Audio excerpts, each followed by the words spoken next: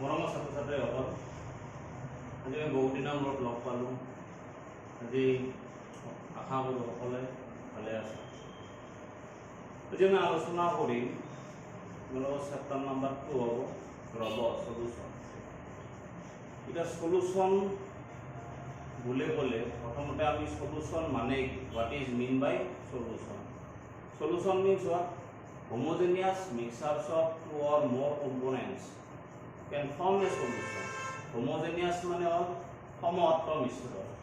দুই বা ততোধিক উপাংশৰ সমঅৰ্থ মিশ্ৰণ আমি দ্ৰৱ হিচাপে বিবেচনা কৰিম। যেনেকুৱাকৈ আমি এক্সাম্পল হিচাপে ল'ব পাৰিম চেনি পানী। যদি চেনি আৰু পানী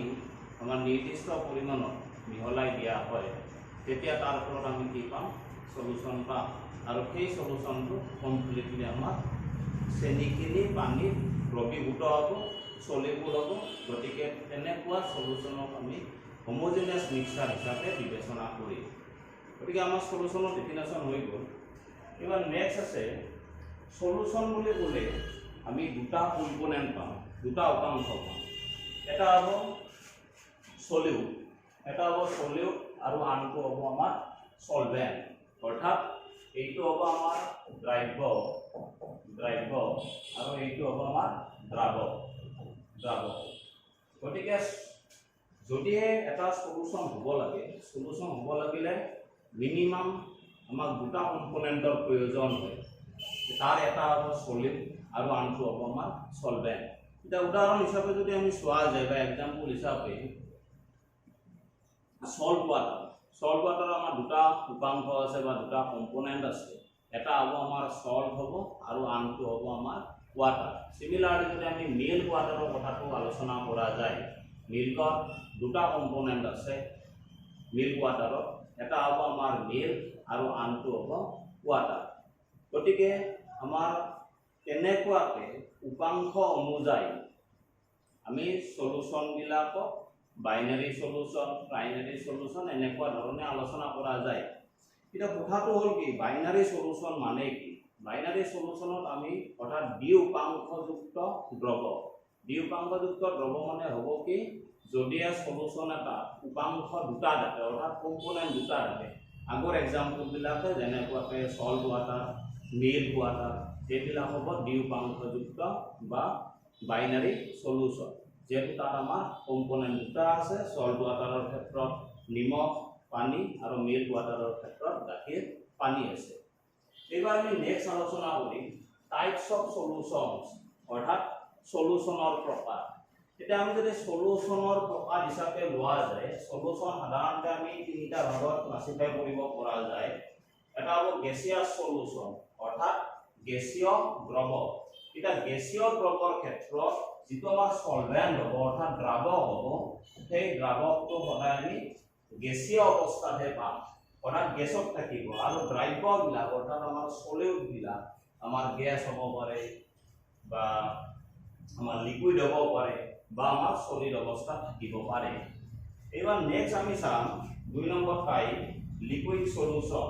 অৰ্থাৎ জলীয় দ্ৰৱ। এটা জলীয় দ্ৰৱৰ ক্ষেত্ৰত আমাৰ সলভেন্ট থাকিব অৰ্থাৎ দ্ৰাৱক থাকিব, সদায় লিকুইড থাকিব। এইবাৰ নেক্সট আমাৰ চোৱা যাব সলিড সলিউশন। সলিড মানে কঠিন অৰ্থাৎ কঠিন দ্ৰৱ। এটা কঠিন দ্ৰৱৰ ক্ষেত্ৰত সলভেন্টটো থাকিব সদায় আমাৰ বতাহ বা কঠিন অৰ্থাৎ সলিড থাকিব। এবাৰ আমি নেক্সট আলোচনা কৰিম এক্সপ্ৰেছিং কনচেন্ট্ৰেশন অফ সলিউশন অৰ্থাৎ সলিউশন এটাৰ যেতিয়া আমি গাঢ়তা আলোচনা কৰা যায়, গাঢ়তা তেতিয়া আমাৰ কেইটামান মানে কনচেন্ট্ৰেশন বা গাঢ়তা উপস্থাপন কৰাৰ বাবে কিছুমান এক্সপ্ৰেছিং টাৰ্ম অৰ্থাৎ প্ৰকাশ ৰাখি ব্যৱহাৰ কৰা যায়। প্ৰকাশ ৰাখিবিলাক হ'ল প্ৰথমতে মাছ পাৰ্চেন্টেজ, ইয়াক আমি W/W হিচাপে বিবেচনা কৰিম। নেক্সট আছে ভলিউম পাৰ্চেন্টেজ V/V। নেক্সট আছে আমাৰ পাৰ্টছ পাৰ মিলিয়ন অৰ্থাৎ ইয়াৰ আমি শৰ্ট ফৰ্মটো ইয়াক আমাৰ অসমীয়াত নিযুতাংশ বুলি বিবেচনা কৰা যায় আৰু শৰ্ট টাৰ্মত ppm হিচাপে লিখা যাব। নেক্সট হ'ব মোল ফ্ৰেকশন অৰ্থাৎ মোল ভগ্নাংশ,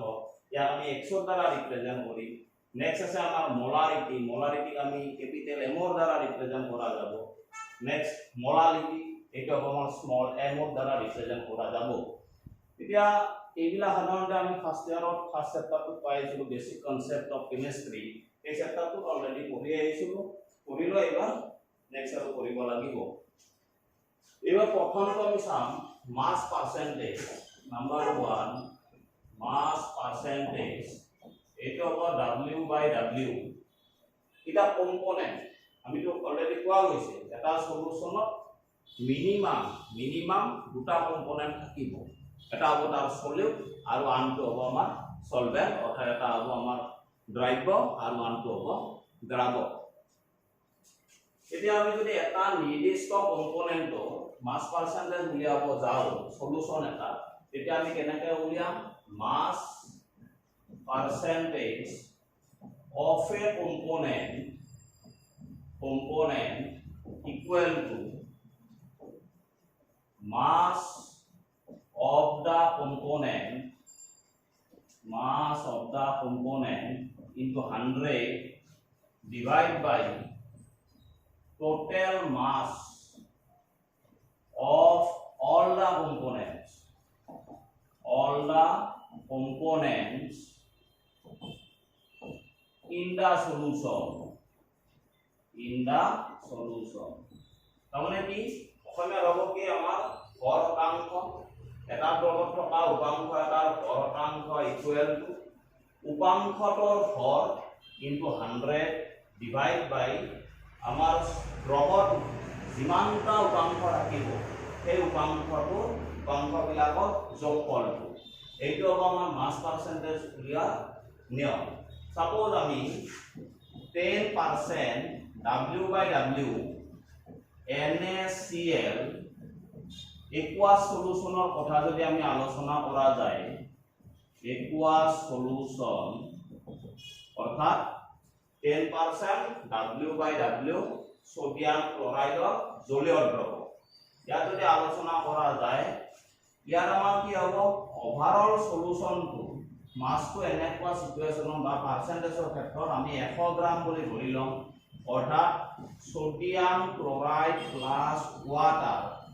ইয়াৰ আমাৰ টোটাল মাছটো আছে আমাৰ 100 গ্ৰাম। আৰু এই 100 গ্ৰামৰ ভিতৰত 10 গ্ৰাম আমাৰ সোডিয়াম ক্লোৰাইড আছে আৰু বাকি 100 মাইনাস 10 ইকুৱেল টু আমাৰ কিমান হ'ব? 90 গ্ৰাম। এই 90 গ্ৰামটো কিহৰ আছে? আমাৰ 90 গ্ৰামটো আছে পানী। গতিকে এনেকুৱা ধৰণে মাস পাৰ্সেন্টেজৰ সহায়ত আমি সলিউশন এটা কনসেন্ট্ৰেশন ভ্যালু ডিটাৰমাইন কৰিব পৰা যায়। আৰু যেতিয়া পাৰ্সেন্টেজত থাকিব সদায় গোটেই সলিউশনটোৰ মাছটো আমাৰ 100 গ্ৰাম বুলি ধৰি ললে হ'ল। নেক্সট এইবাৰ আছে আমাৰ ভলিউম পাৰ্সেন্টেজ।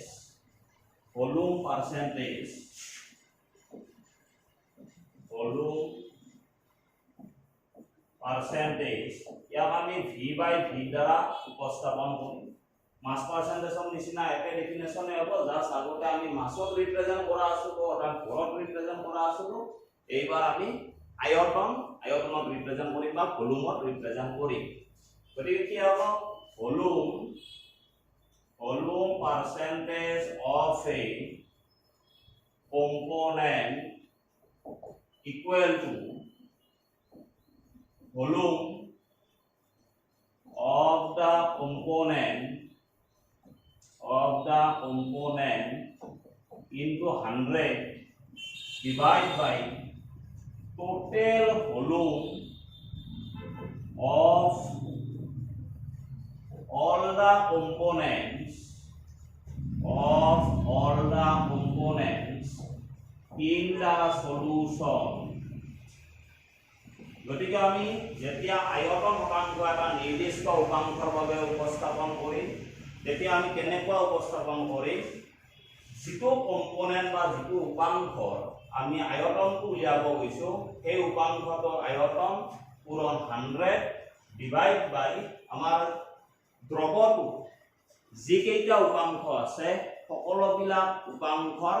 যোগফলটো হ'ব, উপাংশৰ আয়তনৰ যোগফল। এবার নেক্সট আমি চাম পার্টস পার মিলিয়ন। 3 নাম্বার আইব পার্টস পার মিলিয়ন গতিকে পার্টস পার মিলিয়নক আমি ppm এককৰ দ্বাৰা উপস্থাপন কৰা যাব বা ppm শৰ্ট ফৰ্ম তো ইয়াৰ অৰ্থাৎ ইয়াৰ অসমীয়া নামটো হ'ব নিযুতাংশ গতিকে যদি আমি নিযুতাংশটো উলিয়াব লাগে বা ppm এককটো আমি সাধাৰণতে ক'ত ব্যৱহাৰ কৰা যায় যেতিয়া সলভেন্টৰ তুলনাত অৰ্থাৎ দ্ৰাৱকৰ তুলনাত দ্ৰব্যৰ পৰিমাণটো ভেৰি নেগলিজিবল হয় অৰ্থাৎ তাৰ পৰিমাণটো নগণ্য যদি হয় তেতিয়া সেই নগণ্য বস্তুখিনিৰ আমি যদি কনসেন্ট্ৰেশনটো ডিটাৰমাইন কৰিব লাগে তেতিয়া আমাৰ ppm এককটো ব্যৱহাৰ কৰা যায় যেনেকুৱাকৈ আমাৰ সল্ট কনসেন্ট্ৰেশন ইন সি ওয়াটাৰ সাগৰৰ পানীত থকা নিমখৰ গাঢ়তা সেইটো যদি আমি ডিটাৰমাইন কৰিব লাগে তেতিয়া আমাৰ ppm এককটো ব্যৱহাৰ কৰা যায় আৰু ppm এককটো আমি বা ppm উপাংশৰ যদি আমি ppm উলিয়াম অৰ্থাৎ পাৰ্টস পাৰ মিলিয়ন উলিয়াম নিযুতাংশ উলিয়াম তেতিয়া তাৰ সমীকৰণ বা ইকুৱেশ্যনটো হ'ব number of parts of all the component into 10 to the power 6 divide by total numbers of parts of all components of the solution অৰ্থাৎ আমাৰ যিটো উপাংশৰ বাবে আমি নিযুতাংশ উলিয়াব গৈছো সেই উপাংশৰ অংশ কিমান অংশ আছে এই দ্ৰৱটো ইনটু তাৰ লগত 10 to the power 6 মাল্টিপ্লাই কৰি দিলে হ'ব ডিভাইড বাই দ্ৰৱটো যিমান কেইটা উপাংশ আছে সেই উপাংশ বিলাকৰ যোগফলটো হ'ব গতিকে আগতে আমাৰ মাস পাৰ্সেন্টেজ হোক বা ভলিউম পাৰ্সেন্টেজ হোক তাৰ আছিল আমাৰ 100 মাল্টিপ্লাই আছিল আৰু বাকিখিনি মোটামুটি একে আছিল মাস পাৰ্সেন্টেজ হলে আমি তাতে পাৰ্টসৰ জায়গাত মাস দিছিলো ভলিউম পাৰ্সেন্টেজ হলে কম্পোনেন্টৰ ভলিউম দিছিলো বাকি কথাখিনি আমাৰ একে জাস্ট পাৰ্টস পাৰ মিলিয়নৰ এটা কথা মনত ৰাখিবা তাৰ লগত মাল্টিপ্লিকেশনটো 10 to the power 6 হয় এবাৰ আমি নেক্সট চাম mole fraction অৰ্থাৎ অসমীয়াত আমি ইয়াক কম মোল ভগ্নাংশ আৰু মোল ভগ্নাংশক আমি ৰিপ্ৰেজেন্ট কৰিম তাৰ দ্বাৰা x ৰ দ্বাৰা এটা মোল ভগ্নাংশটো আমি আগৰ নিচিনা উলিয়াম মোল ভগ্নাংশৰ যেতিয়া আমি প্ৰকাশ ৰাশিটো লিখিম বা এক্সপ্ৰেছিং টাৰ্ম লিখিম mole fraction of a component equal number of moles of the component divided by total number of moles of all the components in the solution গতিকে আমি যদি মোল ভগ্নাংশ উলিয়াব লাগে কম্পোনেন্ট এটাৰ অৰ্থাৎ উপাংশ এটা তেতিয়া যিটো কম্পোনেন্টৰ আমি মোল ভগ্নাংশ উলিয়াব গৈছো সেই কম্পোনেন্টটোৰ আমি মোল সংখ্যা ডিভাইড বাই সলিউশনটো অৰ্থাৎ দ্ৰৱটোত যিমান কেইটা কম্পোনেন্ট আছে সেই কম্পোনেন্ট বিলাকৰ মোল সংখ্যাৰ যোগফলটো হ'ব এতিয়া আমি সাপোজ এটা বাইনাৰী সলিউশন কনসিডাৰ কৰো a plus b a আৰু b দুটা উপাংশ এই দুটা হল এটা উপাংশ অৰ্থাৎ কম্পোনেন্ট এটা হল a হ'ব আমাৰ এটা কম্পোনেন্ট b হ'ব আনটো কম্পোনেন্ট অৰ্থাৎ উপাংশ এতিয়া a উপাংশৰ মোল সংখ্যা n numbers of moles n আৰু b উপাংশৰ numbers of moles n ইয়াৰ মোল ভগ্নাংশ মোল ফ্ৰেকশন xa আৰু ইয়াৰ মোল ফ্ৰেকশন xb এতিয়া আমি উপাংশটোৰ বাবে অৰ্থাৎ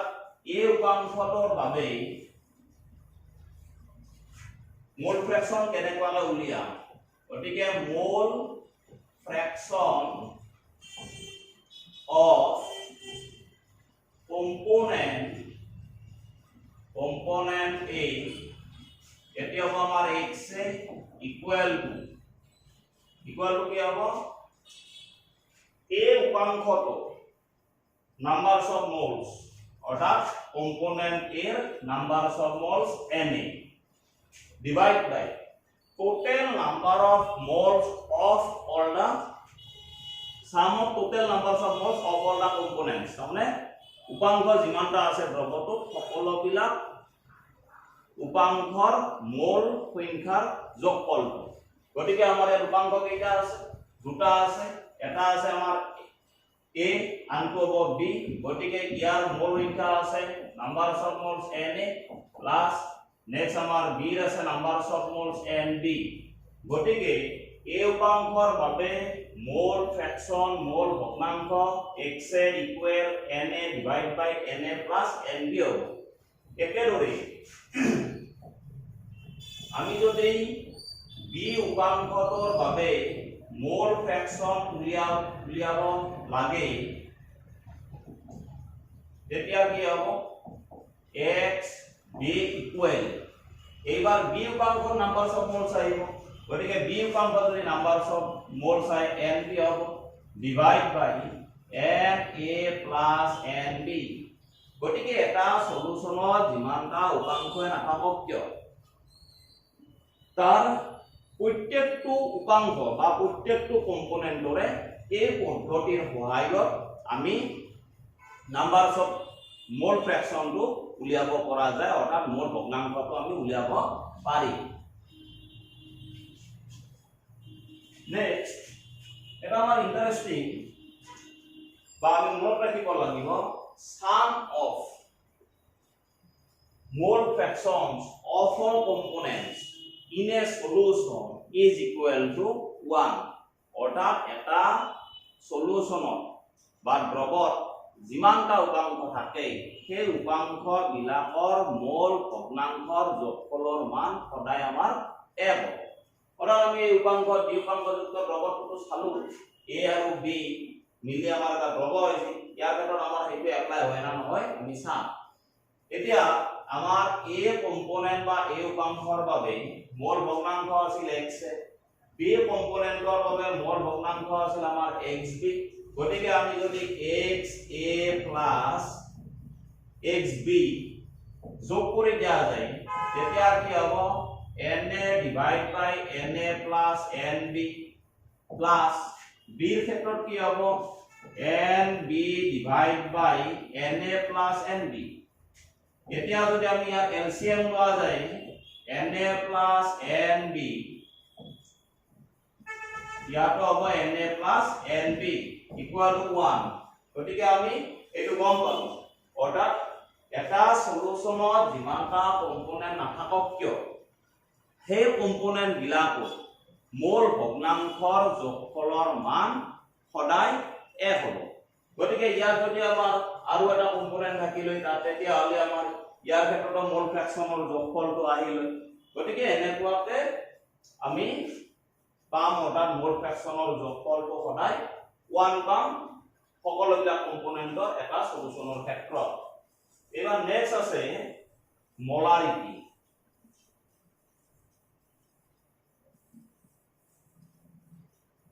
এবাৰ নেক্সট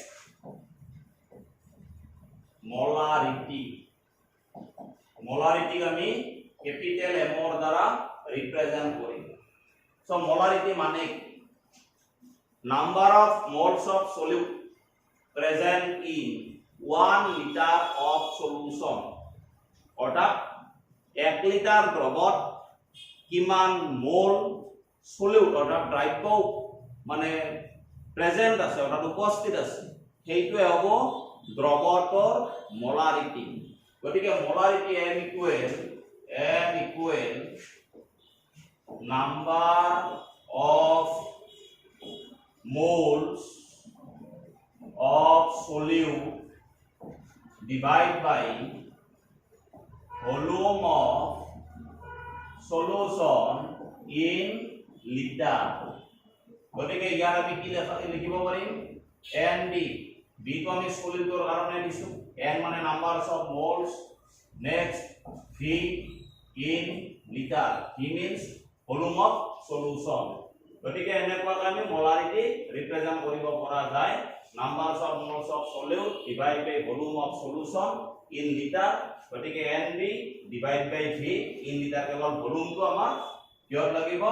লিটাৰ এককত লাগিব নেক্সট নাম্বাৰস অফ মোলস আমি এগেইন সিম্পলিফাই কৰিব পাৰিম given mass divide by molar mass of solute B থাকিলে সদায় সলিউট আৰু A থাকিলে সদায় সলভেন্ট নেক্সট হ'ব V ইন লিটাৰ নেক্সট আমি আলোচনা কৰিম molality next molality molality small m এর দ্বারা রিপ্রেজেন্ট করা যায় তবে molality small m equal number of moles of solute divided by mass of solvent in kg গতিকে ইয়াৰ আমি লিখিব পাৰিম NB divided by WA in kg numbers of moles of solute divided by mass of solvent in kg অর্থাৎ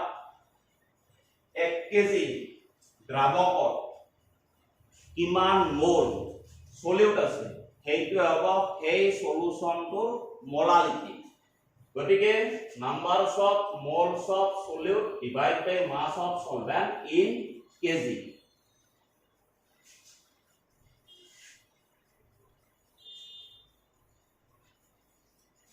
এবার আমি এটা topic চাম relationship between or relation between molarity and molality with temperature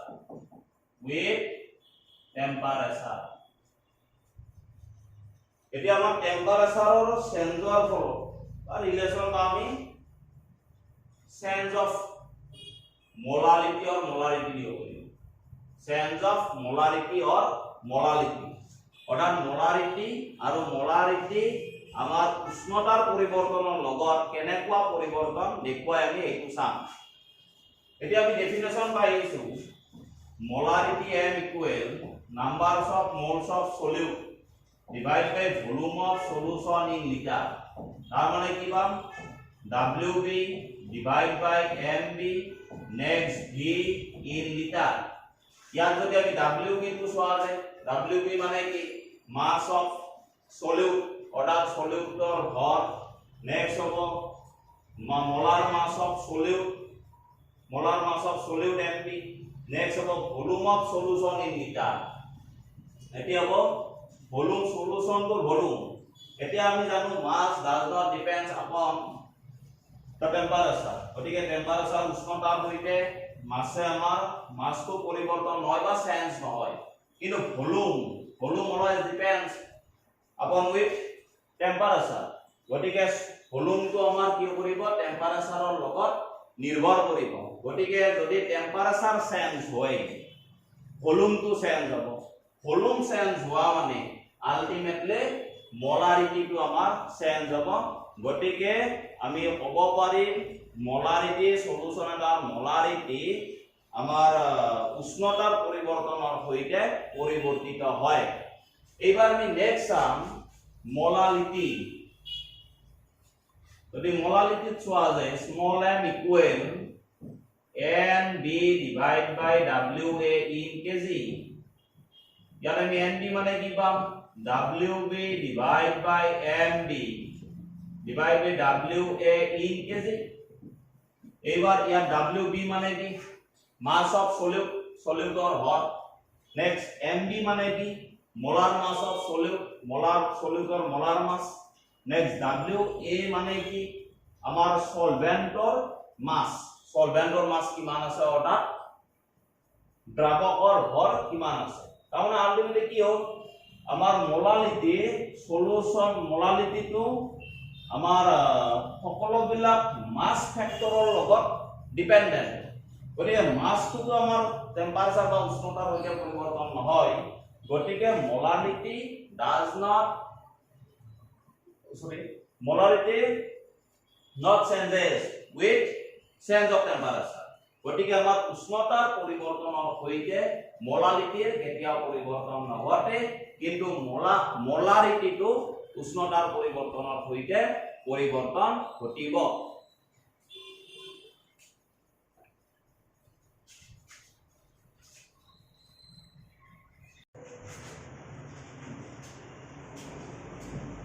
এতিয়া আমি আলোচনা কৰিম এই যিখিনি আমি মোলালিটি পালো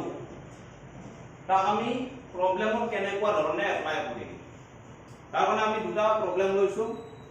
এক নম্বৰ প্ৰবলেমটো আছে কি calculate the molarity of a solution containing 5 gram of sodium hydroxide in 450 ml সলিউশন অৰ্ডাৰ দিয়া ৰকমে হ'ব কি 5 গ্ৰাম সোডিয়াম হাইড্ৰোক্সাইডক যেতিয়া 450 ml দ্ৰৱ এটাত দ্ৰৱীভূত কৰা যায় সেই দ্ৰৱটোৰ মোলাৰিটিটো আমাক ক্যালকুলেট কৰিব দিছে অৰ্থাৎ গণনা কৰিব দিছে গতিকে আমি প্ৰবলেম কৰোতে প্ৰথমতে আমাৰ কাম হ'ব কি আমি প্ৰথমতে কি গিভেন ডাটা বিলাক দিয়া আছে মেইন ইনফৰমেশন কিনি লাগিব আৰু সেই ইনফৰমেশনক বেস কৰি আমাৰ যেটো উলিয়াব দিছে যেটো আমাৰ ৰিকোয়াৰ্ড ভ্যালু সেইটো আমি ডিটাৰমাইন কৰিব লাগিব এটা এক নম্বৰ কোৱেশ্চনটো আমাৰ কি আছে চাই লও given that প্ৰথমতে আমাৰ কি দিয়া আছে given that এতিয়া আছে mass of NaOH ইয়াত সোডিয়াম হাইড্রোক্সাইড হ'ব সলিউট গতিকে WB ইকুৱেল কিমান আছে 5 gram next volume of NaOH solution এটো হ'ব V ইকুৱেল 450 ml এখিনি দিয়া আছে এতিয়া আমাক কোৱেশ্চনত সুধিছে কি মোলাৰিটি আমি ক্যাপিটেল M ৰ দ্বাৰা ৰিপ্ৰেজেন্ট কৰো গতিকে ক্যাপিটেল M কোৱেশ্চন মাৰ্ক এতিয়া আমাক মোলাৰিটিৰ আমাক কি লাগে ইকুৱেশনটো লাগে so মোলাৰিটি capital M equal number of moles of solute divided by volume of solution in liter. So এতিয়া আমাৰ কোৱেশ্চনৰ নাম্বাৰস অফ মোলস ডাইৰেক্টলি দিয়া নাই কিন্তু ইনডাইৰেক্টলি আছে গতিকে আমাৰ ইনডাইৰেক্টলি যেটো আছে গতিকে আমি নাম্বাৰস অফ মোলস আমি কি কৰিলাম ভাঙি লম অৰ্থাৎ given mass of solute divided by molar mass of the solute. Next V means what? Volume of solution. গতিকে ইয়াত WB আমি জানো 5 গ্রাম নেক্সট V কিমান আছে 450 মিলিলিটার কিন্তু আমাৰ লাগে কি হয় লিটাৰত লাগে গতিকে আমি মিলিলিটাৰৰ পৰা লিটাৰৰ লগে কনভাৰ্ট কৰি লম গতিকে 10 টু দি পাৱাৰ -3 দ্বাৰা মাল্টিপ্লাই কৰিম বা 1000 দ্বাৰা আমি ডিভাইড কৰি দিম এতিয়া আমাৰ থাকিল কি মোলাৰ মাস অফ সোডিয়াম হাইড্ৰোক্সাইড গতিকে সোডিয়াম হাইড্ৰোক্সাইডৰ মোলাৰ মাস কৰ পৰা উলিয়াম আমি সোডিয়াম হাইড্ৰোক্সাইডৰ ফৰ্মুলাৰ পৰা উলিয়াম গতিকে সোডিয়াম হাইড্ৰোক্সাইডৰ যদি আমি মোলাৰ মাস উলিয়াব লাগে ইয়াৰ হ'ব molar mass of sodium hydroxide sodium কিমান 23 প্লাস অক্সিজেন কিমান 16 প্লাস হাইড্রোজেন কিমান 1 ইয়াৰ হ'ব গ্রাম পার মোল গতিকে এখিনি ক্যালকুলেট করলে আমি কিমান পাম 40 গ্রাম পার মোল হ'ব গতিকে আমাৰ ইয়াত পুট কৰি দিয়া WB মানে 5 গ্রাম ডিভাইড বাই MB মানে কিমান হল 40 গ্রাম পার মোল নেক্সট ভলিউম কিমান পাইছো আমি 450 into 10 to the -3 লিটার গতিকে গ্রাম গ্রাম ক্যান্সেল যাব গতিকে মোল ইনভার্স উপৰত গলে আমি মোল পাম লিটাৰ টু উপৰত গলে লিটাৰ ইনভাৰ্স পাম গতিকে আলটিমেটলি কি হ'ব মোলাৰিটিৰ ইউনিট আৰু এইখিনি সলভ কৰি দিলে আমাৰ যেটো आंसर পাম এই आंसरটো আমাৰ এই সলিউশনটোৰ বাবে অৰ্থাৎ সোডিয়াম হাইড্ৰোক্সাইড সলিউশনটোৰ বাবে মোলাৰিটি হ'ব গতিকে এইখিনি সিম্পলিফাই কৰি লবা নেক্সট আমি সেকেন্ড কোয়েশ্চনটো ক্ষেত্ৰত চাম সেকেন্ড কোয়েশ্চনত কি দিছে calculate molality of 2.5 gram of ethanoic acid in 75 gram of benzene প্ৰথমতে আমি আইডেন্টিফাই কৰি ল'ব লাগিব ইয়াত সলিউট কোনটো সলভেন্ট কোনটো ইয়াত সলিউট কোনটো হ'ব ইথানোইক এসিড অবিয়াসলি হ'ব নেক্সট আমি বেনজিনটো কি হ'ব আমাৰ সলভেন্ট হ'ব গতিকে আমাৰ ইয়াত কৈছে কি 2.5 গ্ৰাম ইথানোইক এসিডক যদি আমি 75 গ্ৰাম বেনজিনৰ লগত দ্ৰৱীভূত কৰা যায় যেটো আমাৰ সলিউশন প্ৰডিউস হ'ব সেই সলিউশনটোৰ আমাক মোলালিটি লাগে এবাৰ মোলালিটি নট মোলাৰিটি গতিকে আমি আগৰ নিচিনা গিভেন ডাটা বিলাক লিখি লম given that mass of solute year solute বা দ্ৰব্য কি হ'ব আমাৰ ইথানোইক এসিড গতিকে এইটো হ'ব WB12 আমি কিমান আছে ইয়াত 2.5 গ্রাম নেক্সট mass of ইয়াত আছে আমাৰ বেনজিন mass of বেনজিন গতিকে বেনজিন যেটো আমাৰ সলভেন্ট গতিকে WA দি